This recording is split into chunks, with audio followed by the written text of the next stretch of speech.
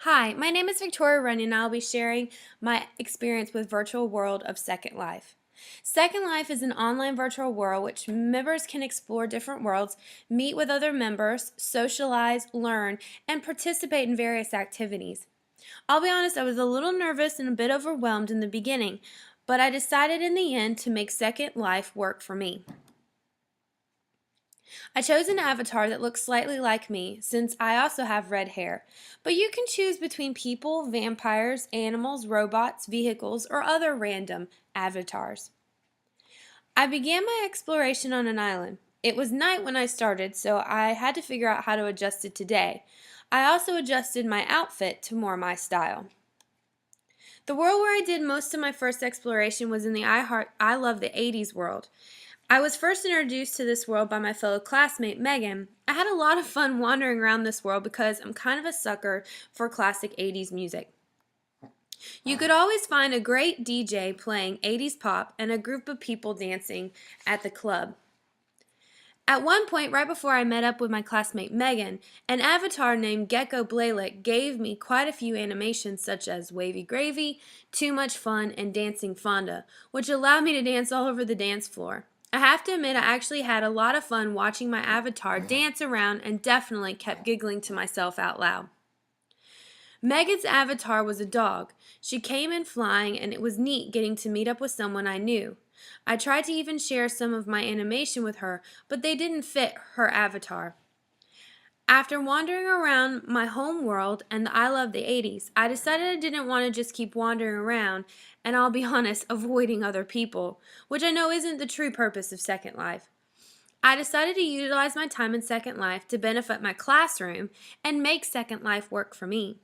Many of my students are familiar or actually use Second Life, so I went to the Second Life website to check out their destination guide. I found that they have hundreds of different destinations to choose from and was pleasantly surprised by the educational worlds.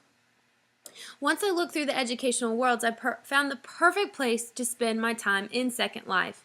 At the Acropolis of Athens. My students are currently studying Greek mythology, so I just had to go there. One thing you have to be careful of is making sure you choose your worlds carefully. Before getting to Athens, I ended up in Acropolis, New York, an extremely shady world. I finally got teleported to the correct world of Platka, the historical neighborhood surrounding the Acropolis. I wanted to get a good overview of Platka, so I flew around for a bit and decided to explore the Acropolis first. I was quite impressed with how realistic the Second Life Acropolis was compared to the real Acropolis. Outside the Acropolis, there were these cool note cards that gave a wealth of information not only on the world but also on the historical aspect of this place. For example, one note card gave unbelievable information on the history of the Acropolis itself. Another note card gave a history of the caryatids, sculptures found outside the Acropolis and the Parthenon. I will most definitely use these note cards and this world as a mini web quest to build background knowledge for my mythology unit. I was able to explore the inside of the Acropolis, and from there I went to the Agia Triada, which is a replica of an original Agia Triada, the monastery in Greece, which means Holy Trinity. The likeness is uncanny. After the monastery, I went to the Syntagma Square, outside the Greek Parliament, to the tomb of the unknown soldier.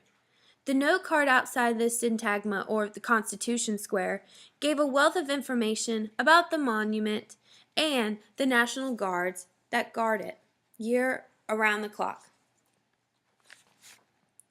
I was able to wander around Greece and decided that after the historical information I learned and the walking that I did, I'd sit down and relax and enjoy the beautiful Greek countryside and ocean view, the lovely weather, and the fun music. Second Life was a pretty exciting and educational place after all.